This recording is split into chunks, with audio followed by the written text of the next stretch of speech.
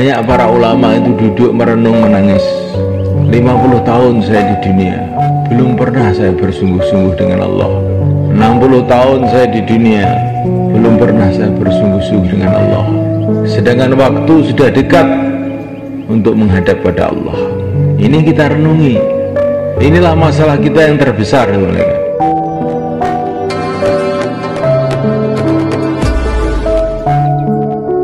Innal hamdalillah nasta'inuhu wa nastaghfiruhu wa nu'minu bihi wa natawakkalu alayhi wa na'udzu bihi min shururi anfusina min sayyiati a'malina may yahdihillahu fala mudilla lahu wa man yudlil fala hadiya lahu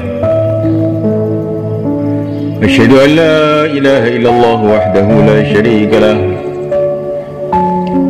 وأشهد أن سيدنا مولانا حبيبنا محمدا عبده ورسوله اللهم صل وسلم وبارك عليه وعلى آله وأصحابه والتابعين لهم إلى يوم القيامة أما بعد فقد قال في كتابه الكريم إن الذين قالوا ربنا الله ثم استقاموا تتنزل عليهم الملائكة ألا تخافوا ولا تحزنوا وأبشروا بالجنة التي كنتم توعدون نحن أولياؤكم في الحياة الدنيا وفي الآخرة ولكم فيها ما تشتهي أنفسكم ولكم فيها ما تدعون نزلا من غفور رحيم ومن أحسن قولا ممن دعا إلى الله وعمل صالحا وقال إنني من المسلمين ولا تستوي الحسنة ولا السيئة ادفع بالتي هي أحسن فإذا الذي بينك وبينه عداوة كأنه ولي حميم وما يلقاها إلا الذين صبروا وما يلقاها إلا ذو حظ عظيم. Nanti dimulaikan usaha para nabi, para rasul alaihi wassalam dan pengikut-pengikutnya sampai hari kiamat untuk membawa manusia kepada kemuliaan dunia dan akhirat, kebaikan dunia dan akhirat adalah dimulai dengan perbaikan iman, pelurusan iman.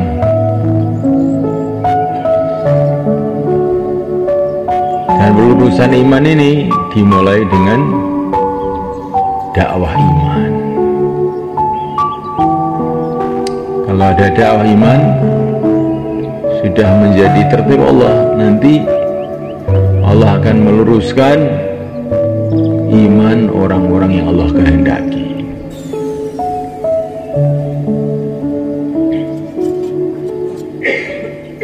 Maka buatlah suasana dakwah iman ini di mana saja kita berada, di masjid, di rumah, di ladang, di pasar, di mana saja kita berada, sampai sakaratul maut, sebagaimana yang telah dicontohkan oleh Nabi kita, Nabi Agung Muhammad SAW. Di mana saja dakwah iman, di mana saja senantiasa kita membicarakan, mendengarkan, merenungi dan meresapi bahwa yang berkuasa itu hanya Allah.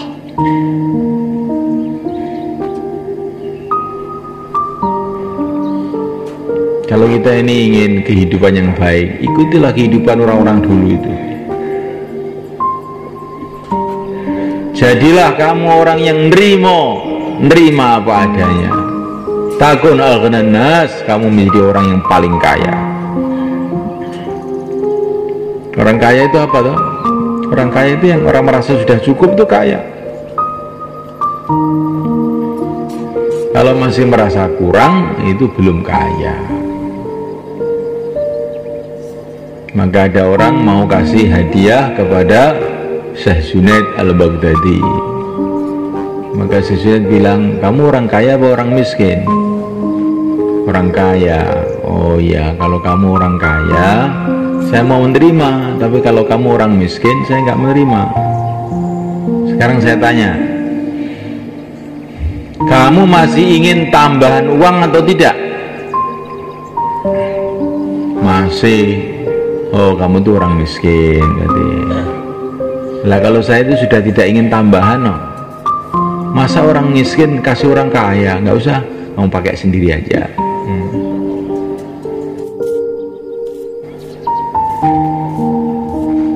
Ulama dulu tuh berpikir itu seperti itu. Ada satu ulama itu datang ke seorang raja. Ulama datang ke seorang raja. Pas rajanya ngantuk, jadi nggak dengar. Karena rajanya ngantuk ya, terus dibiarin aja, oh ngantuk. Maka raja itu bilang, Tuan Raja, saya siap. Nah, Tuan Kiai, saya siap membantu apa saja. Mau perlu apa, saya siap bantu. Maka ulama tadi bilang,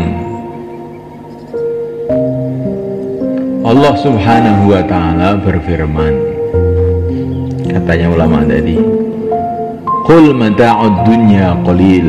Dunia ini semuanya, dunia, seluruh dunia itu Allah katakan sedikit. Harta dunia itu sedikit. Yang sedikit ini oleh Allah sudah dibagi-bagi banyak orang. Maka kamu itu bagiannya lebih sedikit lagi, Tuan Raja. Dunia ini sedikit, dibagi banyak orang, kamu dapat bagian apa? Sedikit dari yang sedikit. Nah, kamu itu bagiannya sudah sedikit dari yang sedikit, kok kamu mau kasihkan saya? Sudah, kamu pakai sendiri aja. Siapa ulama yang bisa berbicara begitu di depan pejabat-pejabat? Ulama bawa proposal, ini saya mau bangun masjid, mau bangun pesantren.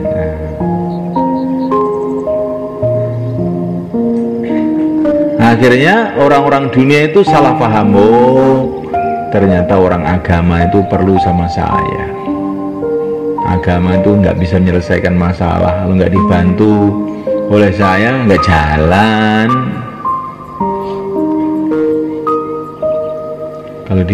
Kalau saya bantu jalan, kalau nggak saya bantu tidak jalan. Akhirnya orang dunia itu tambah jauh dari agama. Maka kalau orang agama tamak berharap kepada orang dunia, maka itu sama saja dengan menjauhkan orang dunia dari agama dan menjauhkan diri dia sendiri dari Allah SWT. Orang itu kalau berharap pada makhluk itu ditambah jauh dari Allah.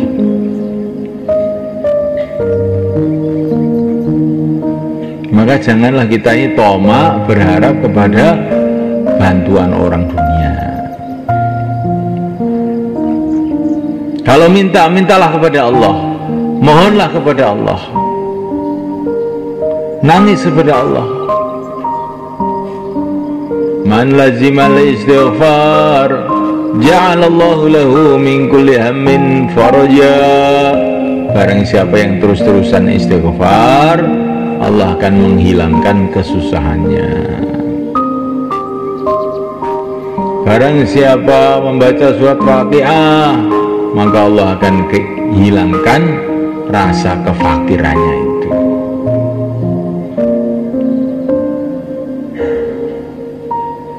Wong kok urip rasa kurang, ora tau maca surat Waqiah.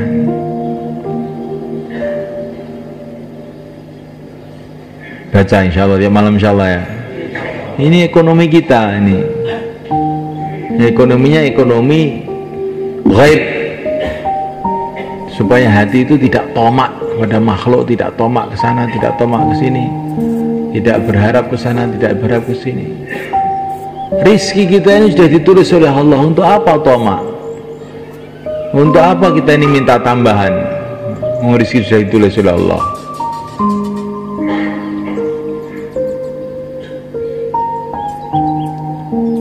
Kita oleh Allah kan diuji macam-macam ujian. Para sahabat itu diuji iman. Pertama kali diuji iman, teror dari segala arah, ancaman segala arah. Mereka senantiasa tawajuh kepada Allah. Hasbunallah. Akhirnya lulus. Sehingga teror-teror itu selesai satu persatu. Diuji ekonomi sampai kelaparan, nggak makan 3 hari kadang-kadang nggak makan. Mereka lulus, tidak goncang, istiqomah. Lalu selesai ujian, Allah datangkan rezeki yang mudah dari segala arah. Wa wajadaka 'ailan fa aghna. Kamu dulu kesulitan, sekarang saya mudahkan itu. Diuji dengan masyarakat, orang menjauh. Di para sahabat istiqomah. Akhirnya orang-orang yang menjauh tahu-tahu mendekat, mencintai semuanya. Makanya kuncinya itu sabar. Insyaallah malaikat, Allah akan menolong orang-orang yang sabar. Sabar itu pahit, tapi semulaikan kalau kita sabar, tabah. Sabar itu bagaimana?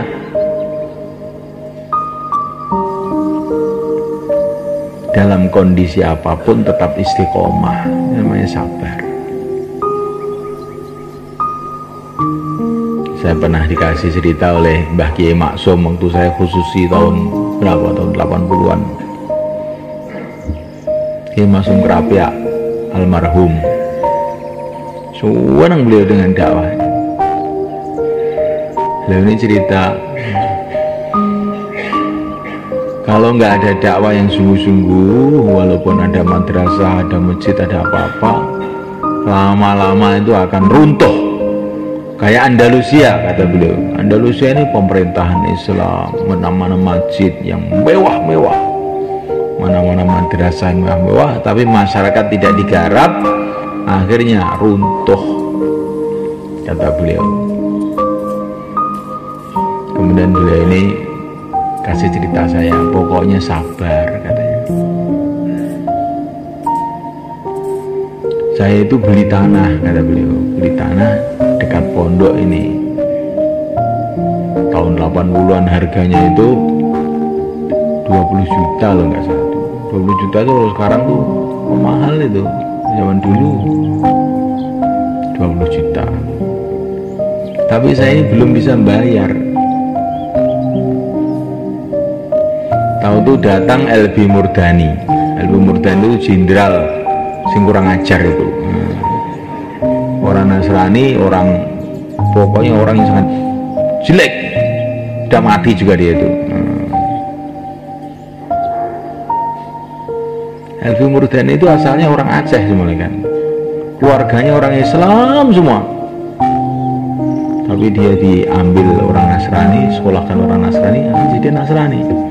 Bukan hanya Nasrani saja, musuh agama di mana-mana. Dia datang ke Kiai Ali itu, ini uang 20 juta. Nggak mau, katanya. Dalam hati saya, kata Kiai Ali, kasih sama orang kafir, nggak mau saya.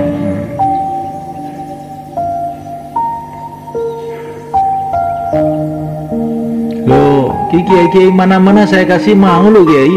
Kok kenapa Pak Kiai nggak mau? Oh, itu kan Kiai besar, katanya beliau. Imannya sudah kuat, kalau saya imannya belum kuat, nggak mau, katanya.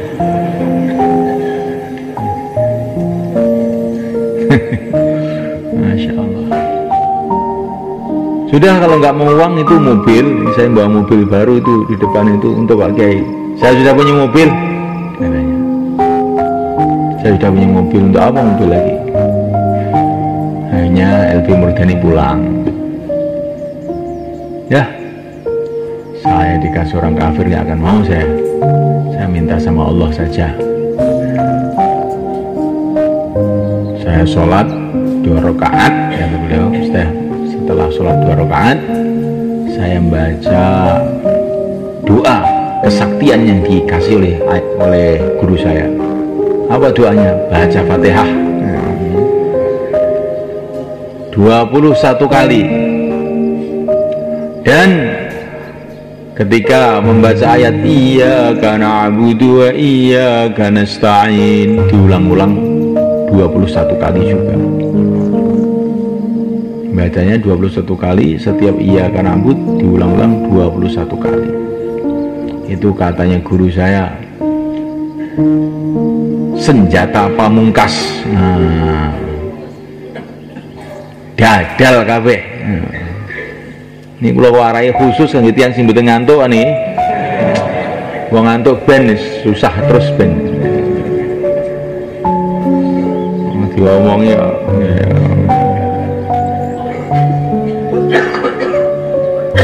Katanya Yali nih baca beberapa hari begitu, sholat 2 rakaat, baca surat Fatihah 21 kali, iyyaka na'budu 21 kali tiap waktu baca. Tiba-tiba beberapa hari kemudian ada pengusaha orang Yogyakarta sana, pengusaha muslim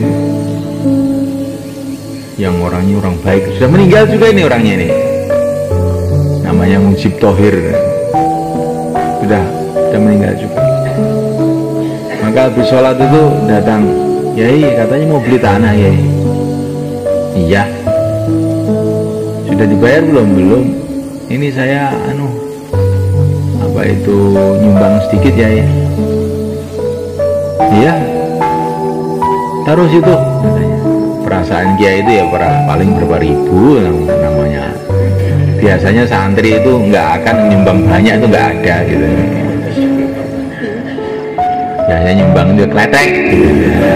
Santri. Tapi ikhlas. Ya taruh di situ aja, masih ditinggal sholat. Taruh situ aja. Taruh di mana? Taruh di meja situ loh. Saya masih sholat ini. Ternyata yang ditaruh itu bukan amplop, yang taruh itu koper. Maka Kiai habis sholat kok Mujab ini kok ninggal koper ini. Dibuka pas 20 juta untuk beli tanah. Terus dibagi Kiai loh, ini nggak usah. Terus kamu nanti saya baca itu 20 juta. Allah akan menolong tuh, caranya tuh banyak. Allah menolong tuh. Allah tuh menolong caranya banyak. Itu tahun 80 saya khususin ke sana. Pak Kiai itu bilang, pokoknya sabar mawon Gus, jadi ini.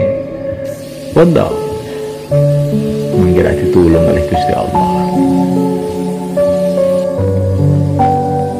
Nih sabar ini. Kadang-kadang nafsu gitu niku mboten ngoten niku. Wah, ini mumpung ning wong wae walaupun untuk haram-haram sithik gak apa-apa. Ngoten niku. Nafsu kita udah ngoten niku. Mbok tak tolak nang terus gane sing wae. Waduh. Tambah repot rugi ya. Niki setan nih gitu. Rizkimu ditulis.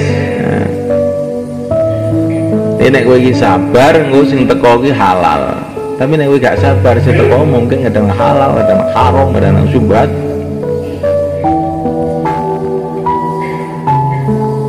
Ini cerita. Jadi sampeyan sowan-sowan kiai ini sampean njaluk donga ngoten niku. Aja sowan kiai niku sing tata krama ora entuk manfaat. La haula wala quwwata illa billah. Tapi ringkasnya itu di sini ini pelajaran. Orang itu kalau memang ingin berhubungan kepada Allah sungguh-sungguh, Allah itu kasih pengalaman. Tapi selagi orang itu pikirannya itu mau hubungan dengan makhluk saja, ya nanti nggak pernah punya pengalaman hubungan kepada Allah.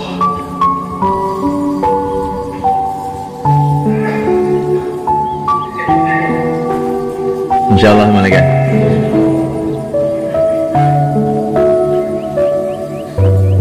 Kita ini sabar malaikat. Dakwah terus menerus dengan perbaikan ibadah, perbaikan muamalah, perbaikan akhlak. Kita juga memperbaiki keilmuan kita juga. Kuncinya di taklim. Taklim itu kalau kita baca, sungguh kita renungi, itu banyak ilmu-ilmu agama yang ada di situ. Tapi sudah dirangkum oleh Syekh Zakaria ini sehingga mudah dipahami orang umum. Baca sungguh-sungguh. Kalau ada masalah apapun, tanya sama ulama-ulama. Ini halal apa haram? Saya itu dagang begini, ini halal apa haram? Riba atau bukan? Saya kawin seperti ini nih, bener apa tidak? Saya bertani seperti ini pupuknya utang bank itu ya benar atau tidak? Kita harus rujuk malaikat. Sebagaimana kalau kita sakit itu rujuk, pergi ke dokter, obatnya apa? Begitu juga kita ini dalam kehidupan kita ini harus dekat dengan para ulama untuk supaya tahu ini halal atau haram, boleh atau tidak. Harus malaikat.